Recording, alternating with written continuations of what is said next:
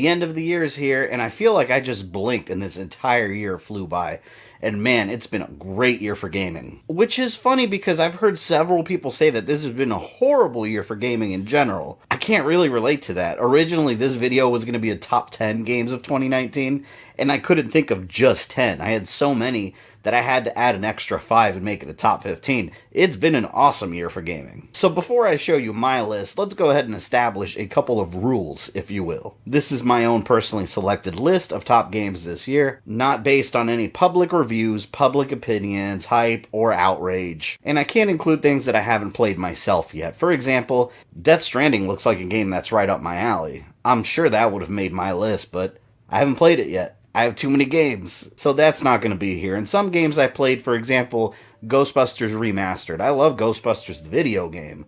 I would happily have that on my top 2019 list. However, it's the exact same game from years ago with a little bit of a shinier paint job. So that doesn't count as a 2019 game. There's a huge difference between a simple remaster and a from the ground up remake, which you'll hear that term in this list. And I did try putting the games in some sort of order, but I want to stress, don't put too much stock in the order itself, just focus more on the games themselves. So for example, if I have a game on number 14, that doesn't mean it's probably not worth playing. No, it's still one of the top 15 games of the entire year. I still highly recommend you check it out. But with all that out of the way, and I'm sure I'll still get comments, people that didn't pay attention to this section, let's get this list started. Check it out. Number 15, The Division 2. It can be said that this is more of the same. It's very similar to The Division 1, but the gameplay in 2 has been refined in almost every way. This time the story sends players to the heart of the country, a destroyed Washington, D.C., where gangs are fighting for control, and you as an agent of the Division have to help communities rebuild and thrive while you protect their freedoms by dismantling the gangs in control of the city.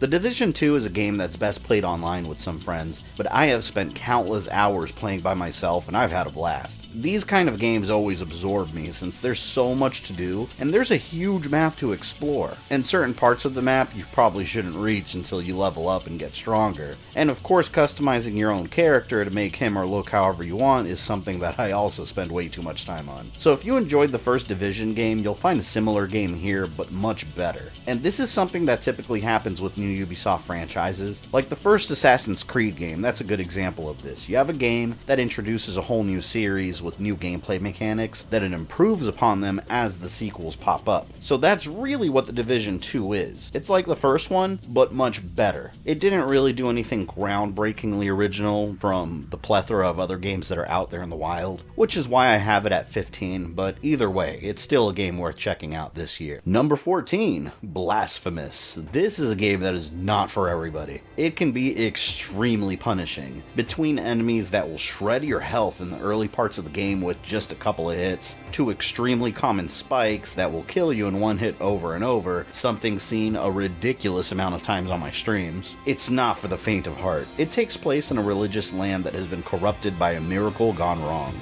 and has some extremely dark undertones, but it's right up the alley of those gamers that are fans of the classic Metroidvania formula. All the staples are here, different pathways that you can open up with different power-ups, areas that you can't reach until you collect an item in another part of the game. There's a huge variety in bosses and multiple endings. It's a game where you want to explore every nook and cranny before you go fight the final boss. It would have been a bit higher on my list, but some small aspects did keep it from being a perfect experience for me. For example, with some items you collect, it's not really immediately clear what they do. At times it felt almost as if the game expects you to be familiar with this world and its lore before you even played it, but even so, those are just nitpicks. Blasphemous is top notch, and it's got a personality that really no other game out there right now really matches. Number 13, Fight and Rage. Hands down, my favorite kind of game is the beat 'em up.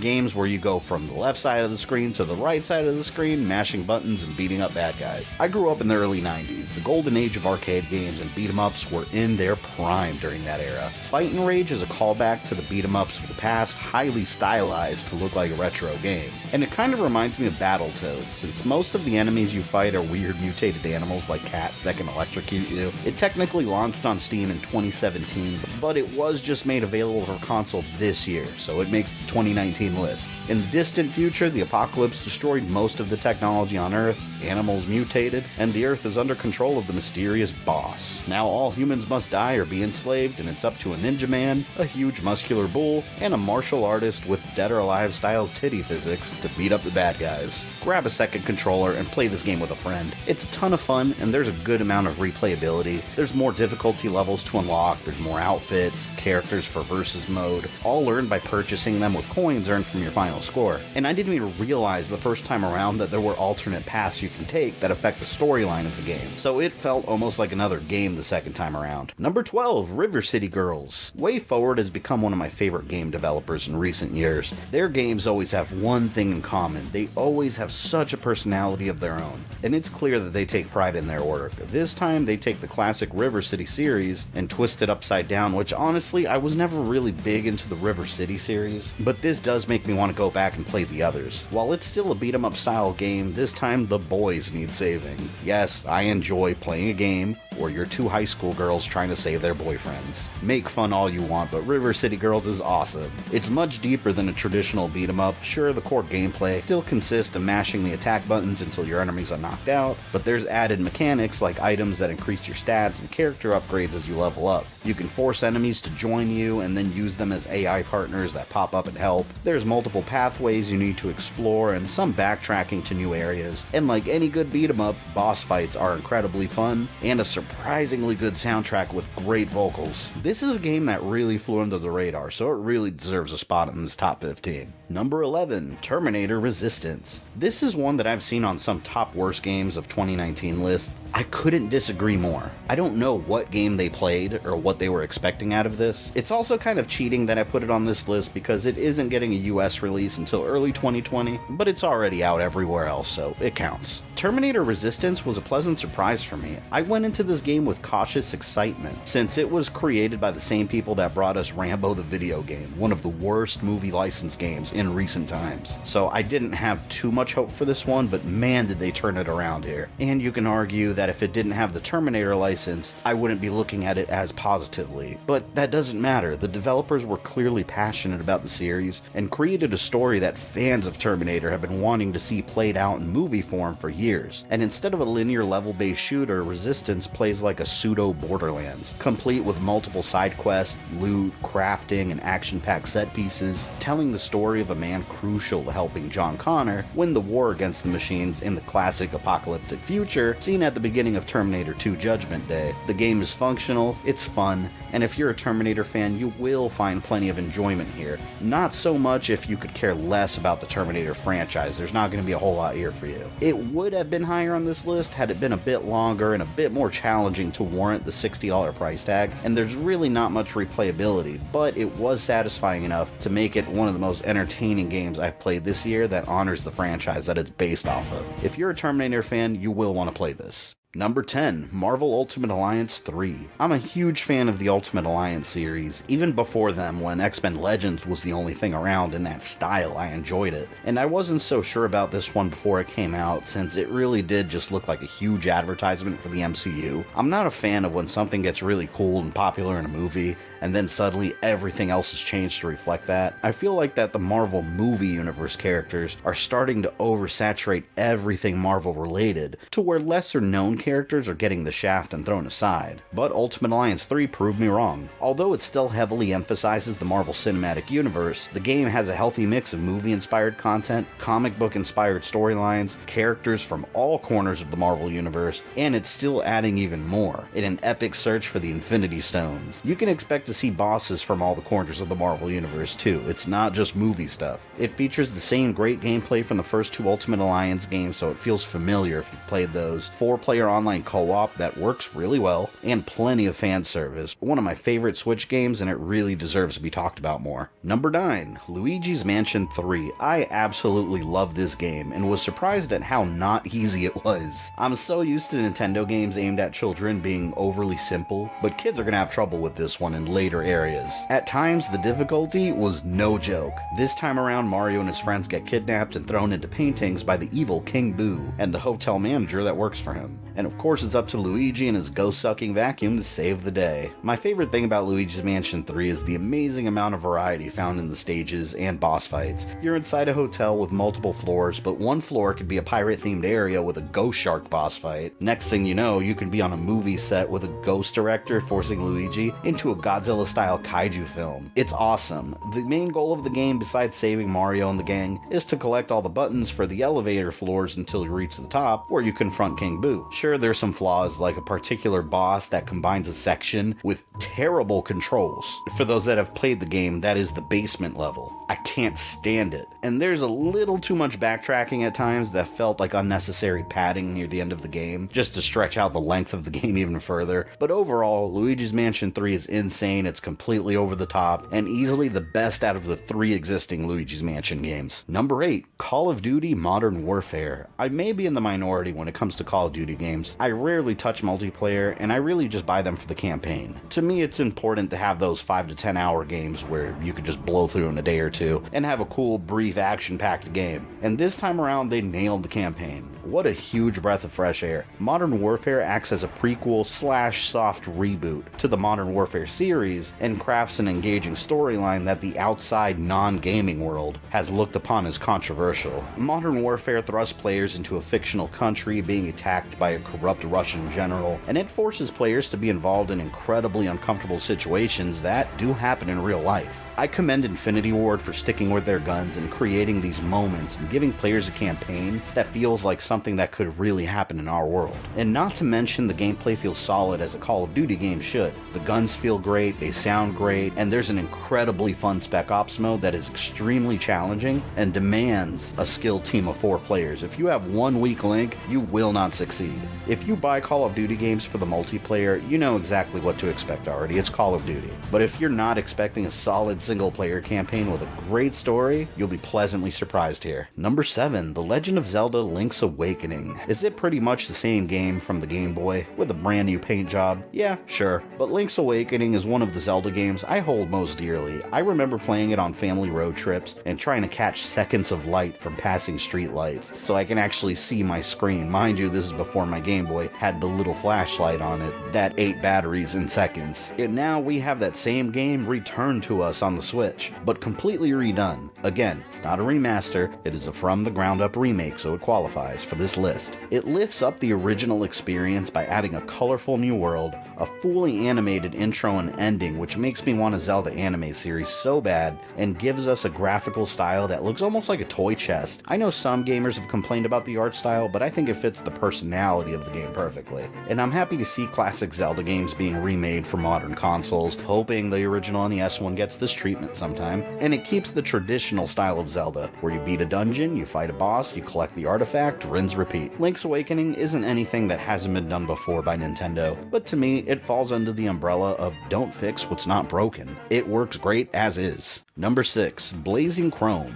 Konami's Contra was one of the staples of my childhood, and it's a series I grew up with that I still love to this day. But over the years, Konami has pretty much abandoned the 2D Contra shooter formula, and Blazing Chrome has filled in that emptiness. In a future where humanity is at war with machines, several heroes rise up to blaze some chrome.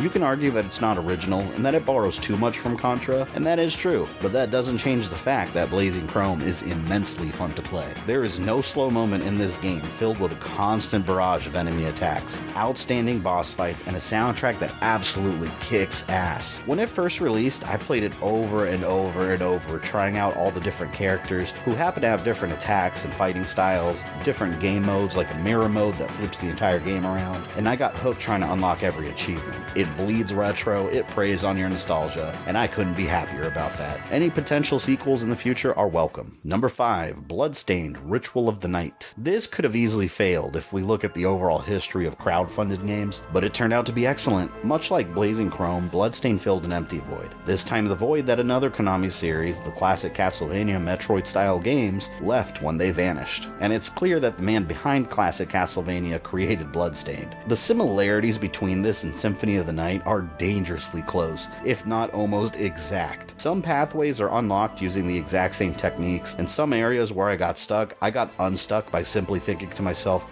what would I do in Symphony Symphony of the Night. It might be unfair to judge Bloodstained by Castlevania standards, but kind of impossible. The game is so good because it recreates the Castlevania formula so well. Its exploration of a huge castle, unlocking parts of the map after gaining new abilities, cool supernatural bosses, and then you have the really weird, bizarre enemies that make no sense.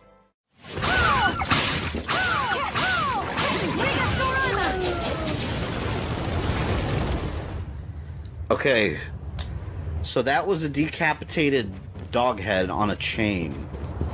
As a brand new series, Bloodstained has made its mark and has earned the right to stand alongside Castlevania as an instant classic. Number 4, Devil May Cry 5, the return of the classic Devil May Cry. What can I say about Devil May Cry that people don't already know? It's fast-paced, has ridiculously awesome combos, and has reclaimed its former glory. A perfect example of Capcom doing Capcom right. The last time we saw a main Devil May Cry game was the reboot starring Emo Dante. While the game itself was actually pretty good, it just wasn't Devil May Cry. Fans, including myself, missed the white-haired, wisecracking Dante and his friends. This game not only featured the return of Virgil, it also made me like Nero. No, I didn't really care about the character before, I know he has a fan base, I never liked him. But Devil May Cry 5 gives Nero an enormous role and it firmly establishes ties to Sparta and his family. The gameplay feels constantly fresh, letting you play as Nero, Dante, or V, each with their own style of gameplay. Something for everybody. The humor and action are Devil May Cry at its best, and the storytelling is better than it's ever been before. Devil May Cry is back, and I hope to see more of it in the future. Number 3, Mortal Kombat 11. I know this one's gonna piss some people off, and it's gonna be a controversial choice. For some, more specifically for some people that didn't actually play it more than 5 minutes before complaining about it, or those that parrot talking points they heard elsewhere. Mortal Kombat 11 fell victim to an enormous campaign of misinformation from several content creators on this very platform, claiming to be filled with evil microtransactions that will drain your wallet dry, when in fact the game's main extra mode, the Crypt, doesn't even allow you to use real-world money. More accurately, what you'll find here is a fighting game with incredibly refined game mechanics that not only seasoned fighting game players will enjoy, but newcomers can also learn, using the excellent tutorial system. The combat in Mortal Kombat 11 has never been better, and it continues the trend started in Mortal Kombat 9, providing a fighting game that doesn't just cater to online multiplayer. It also includes a strong single-player component and a phenomenal story mode that pays tribute to several eras of Mortal Kombat in a crazy story involving time merging. Not to mention the fatalities and the gore are more brutal than ever, and unlocking every bit of extra upgradable gear will take time and dedication, adding an immense level of replayability. Number 2, Star Wars Jedi Fallen Order. Some may find it surprising an EA Star Wars game made it to a top games list. I myself, as a huge Star Wars fan, have been incredibly disappointed by how EA has handled the Star Wars license in the past, but Jedi Fallen Order is an example of Star Wars done right, and credit should be given where credit is due. It tells the story of a young Jedi that survived the Clone Wars and the fall of the Jedi Order, on a quest to rebuild the Order in a completely original story taking place between Episode 3 Revenge of the Sith and Episode 4 A New Hope. Fallen Order is a game that, much like Jedi training, requires patience and skill to master, especially on harder difficulties. The combat system is deep and forces you to think before you strike. If you just button mash, you're not going to get anywhere in this game. So patience and repetition is key, and the gameplay combines several aspects of other games to create an experience that is basically a fusion of The Legend of Zelda's classic dungeon exploration, God of War's massive and cinematic boss battles, and Mass Effect's planet hopping and exploration with a side of Force Unleashed abilities. If you're choosing to skip Jedi Fallen Order in an effort to avoid supporting EA, you're really missing out on a quality game, and you're denying the hardworking developers at Respawn that actually created the game the thumbs up that they deserve. Send the message that this is the right way forward for the series. Number 1. No surprise to anyone that's been on my channel for a little while, my number 1 undisputed game of 2019 is without a doubt Resident Evil 2 Remake. You found me? I have a Magnum! Oh no. I've seen some people claim that the game shouldn't be on any top games list because it's a remake, but it really is so much more than that. It's a completely from the ground up recreation of Resident Evil 2's story, but with its own identity, creating a totally different experience from the original game. Resident Evil 2 Remake thrust a classic video game from decades ago forward into a new generation, up to today's modern standards. From the graphics, the voice acting, the performances, to the gameplay, not only did Resident Evil 2 Remake firmly established that Capcom was back on top, it also guaranteed that Resident Evil 3 would also be getting the same remake treatment. This is the greatest example on how to take something beloved by fans, respect its roots, and make it new and fresh again. In my mind, no other game this year has topped this level of quality. Resident Evil 2 Remake is simply a game that cannot be missed, and it deserves every bit of recognition. And that tops the top 15 games of 2019. I'll leave some Amazon affiliate links in the description to some of these games if you're interested in picking them up. It helps support this channel, and leave me some comments down below with some of your personal favorite games this year that might not have made this list. I'll catch you guys later. Since you made it to the end of this video, I assume you enjoyed it, so why don't you go ahead and smash that like button, subscribe, and ring the bell so you don't miss any new content. You can follow me on Facebook, Twitter, or Instagram, links in the description below, and if you'd like to support the channel, you can join my Patreon or become a channel member. This is Fabian, I love you guys, and I'll see you next time.